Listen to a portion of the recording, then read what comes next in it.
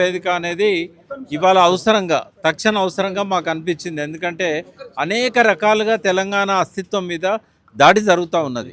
మనం అనుకున్నాం ఇక తెలంగాణ సపరేట్ అయింది, ఆంధ్ర సపరేట్ అయింది, ఇక మనకి ఏ ఇబ్బంది లేదనుకున్నాం. కానీ ఇప్పటికి కూడా ఏంటంటే ఈ 9.5 సంవత్సరాల పాలన తర్వాత కూడా మళ్ళీ విజృంభించారు. మన నీళ్లు మనకు దక్కడం లేదు, మన భూములు మనకు దక్కడం లేదు. రకరకాల పద్ధతిలో మన సంస్కృతిని, మన భాషను అప్పుడు ఎట్లయితే అవమానపరిచారో ఇప్పుడు కూడా అదే పద్ధతిలో మన సంస్కృతిగా దాడి జరుగుతూ ఉన్నది.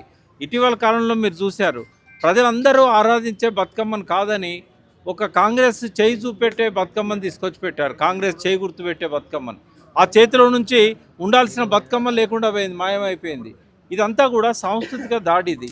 దాంతోపాటుగా ఇక్కడ జరిగిన మేడిగడ్డను పేల్చేశారు, మానేరు మీద కట్టిన చెక్ డ్యాంలను పేల్చేస్తున్నారు. పేల్చేయడం దొంగల పని, కానీ వాటి మీద కేసులు పెట్టకపోవడము, ఎంక్వైరీ చేయకపోవడం అనేది ఈ ప్రభుత్వం వాళ్ళ పట్ల చూపెడుతున్న సానుకూల దృక్పథం. ఇప్పుడు ఇంజనీర్లే ఇచ్చారు అన్ని దిక్కుల కూడా. మేడిగడ్డ మీద కూడా ఇంజనీరే విధ్వంసం జరిగిందని ఇచ్చాడు. మాదేపూర్ పోలీస్ స్టేషన్లో అది 2.5 సంవత్సరాలుగా పెండింగ్లో ఉంది. అదేవిధంగా మానేరు చెక్ డ్యాంల మీద కూడా ఇంజనీర్లే ఇచ్చారు రిపోర్టు, బ్లాస్ట్ చేశారని చెప్పి. వాళ్ళ పరిశోధనలో కూడా రుజువైందని చెప్పారు. ఈ రోజు వరకు ఎఫ్ఐఆర్ తీసింది లేదు, ఎంక్వైరీ చేసింది లేదు. అట్లా తెలంగాణను ధ్వంసం చేసుకుంటూ పోతే మనం ఎంతోమంది బలిదానాల తర్వాత నిర్మించుకున్న తెలంగాణను నిర్మాణం చేసుకుంటూ పోయినాం. వాళ్ళేమో ఇవాళ విధ్వంసం చేసుకుంటూ పోతున్నారు. అది ఎవరన్నా కానివ్వండి, ఈ సంస్కృతి మీద దాడిగానే మనం చూస్తాం. సంస్కృతి అంటే అన్ని కలగలిపిందే సంస్కృతి. మన మూలాల మీద దెబ్బతీస్తున్నారు, మనం సాధించిన ఫలితాల మీద దెబ్బతీస్తున్నారు. తెలంగాణ రాష్ట్ర ఏర్పాటునే వక్రీకరిస్తున్నారు, పాకిస్తాన్ ఇండియాతో పోలుస్తున్నారు ఆ చీలికను.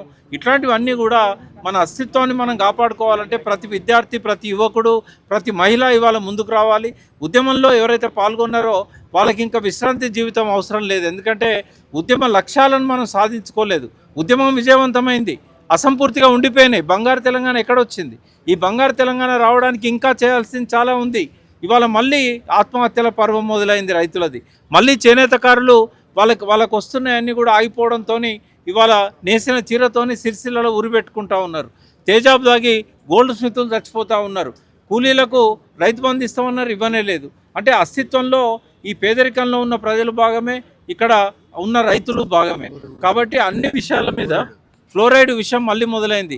పార్లమెంట్ సాక్షిగా డిక్లేర్ చేశారు, ఫ్లోరైడ్ రహిత జిల్లాగా నల్గొండని డిక్లేర్ చేశారు. కానీ ఇవాళ మళ్ళీ ఫ్లోరైడ్ విషయం స్టార్ట్ అయింది, మళ్ళీ హాస్పిటల్లో పాలవుతున్నారు. ఈ మట్టి గురించి, ఈ భూమి గురించి, ఈ నీళ్ళ గురించి, ఈ పర్యావరణం గురించి, ఈ సంస్కృతి గురించి, ఈ ప్రజల జీవనం గురించి, ఇక్కడున్న ఖనిజ సంపద గురించి అన్ని విషయాలను కూడా తెలంగాణ అస్తిత్వ వేదిక పట్టించుకుంటుంది.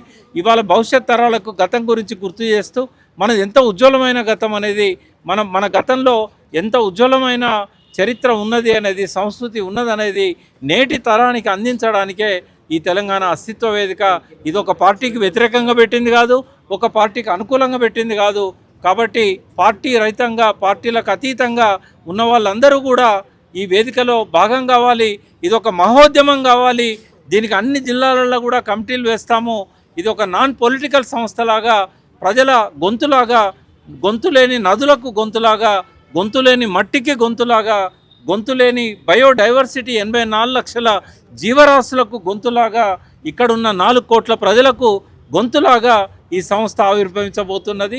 మరొకసారి మీరు ఇక్కడికి వచ్చినందుకు కృతజ్ఞతలు చెప్తూ 19వ తేదీ ఉదయం పైడి జయరాజ్ హాల్లో జరిగే ఆవిర్భావ సభకు అందరూ రావాలని చెప్పి రవీంద్ర భారతిలోని పైడి జయరాజ్ హాల్లో 19వ తేదీ ఉదయం 10 గంటలకు మొదలయ్యే ఈ సభకు అందరు రావాలని చెప్పి కోరుతూ, మీ అందరికి ఇష్టమైన ఎస్ వెంకటనారాయణ గారు, ప్రియతమ జర్నలిస్టు, మన తెలంగాణకే గర్వకారణమైన జర్నలిస్టు, వారికి లైఫ్ టైం అచీవ్మెంట్ అవార్డు ఇస్తున్నాం. కాబట్టి జర్నలిస్టు మిత్రులందరినీ కూడా రావాలని చెప్పి నేను మరొకసారి ఆహ్వానిస్తూ ఈ అవకాశం ఇచ్చినందుకు కృతజ్ఞతలు. మరొక తెలంగాణ ఉద్యమము మరిపించే విధంగా, ఎందుకంటే ఆ ఉద్యమము రాష్ట్రాన్నే సాధించింది, కానీ రాష్ట్ర ప్రజల ఆకాంక్షలను పూర్తిగా సాధించలేదు. కొంతవరకు విధ్వంసమైన తెలంగాణను పునర్నిర్మాణం చేయడానికి కొద్దిగా కష్టపడ్డారు ఇంతకుముందు పాలకులు, ఎందుకంటే వాళ్ళు ఉద్యమకారులుగానే ఉన్నారు కాబట్టి. కానీ ఆశించిన ఫలితాలు పూర్తిగా రాలేదు. ఇప్పటికీ గుట్టలు విధ్వంసం అయితేనే ఉన్నాయి. వాళ్ళ పాలనలో కూడా గుట్టల విధ్వంసం ఆగలేదు. ఇప్పటికీ నదుల సమస్య పరిష్కారం కాలేదు. ఇప్పటికీ మళ్ళీ ఓపెన్ కాస్ట్ మొదలైంది. మా సొంత ఊర్లో రామప్ప గుడినే బొందబెట్టే ప్రయత్నం జరుగుతూ ఉంది. అది అప్పటి ప్రభుత్వం మొదలుపెట్టింది, ఇప్పటి ప్రభుత్వం కొనసాగిస్తున్నది. కాబట్టి మాకు ఏ ప్రభుత్వం మీద ప్రేమ లేదు, తెలంగాణ ప్రజల మీద ప్రేమ ఉన్నది మాకు. కాబట్టి ఇసుక మాఫియా విజృంభిస్తూ ఉన్నది. ఇంకా ఇప్పుడు ఒకటే కూలింది, మిగతా మానే డ్యామ్లన్నీ కూల్చేసే ప్రయత్నం జరుగుతూ ఉన్నది.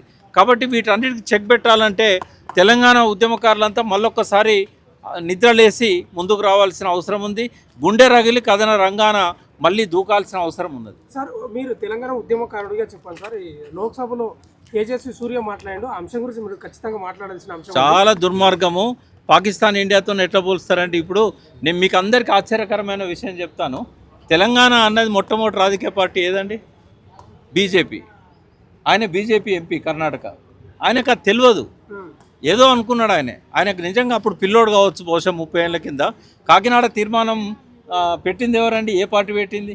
ఒక రహస్య పార్టీగా పీపుల్స్ వార్ సమర్థించింది. కానీ మొట్టమొదటి మన మెయిన్ స్ట్రీమ్ రికగ్నైజ్డ్ పార్టీలల్లో, జాతీయ పార్టీలల్లో, రాష్ట్ర పార్టీలల్లో కూడా ఎవరు అనని రోజుల్లో బీజేపీ అన్నది. విద్యాసాగరరావు గారు, కిషన్ రెడ్డి గారు వీళ్ళంతా వేదిక మీద ఉన్నారు, బండారు దత్తాత్రేయ గారు వీళ్ళంతా వేదిక మీద ఉండి ఒక ఓటు 2 రాష్ట్రాలను నినాదం ఇస్తే తెలంగాణ ప్రజలు నమ్మి 4 ఎంపీలను గెలిపించారు. ఆత్మచరణ్ రెడ్డిని, జితేందర్ రెడ్డిని వీళ్ళందరినీ గెలిపించిన తర్వాత తెడ్డు చూపెట్టిండు తెలంగాణకు.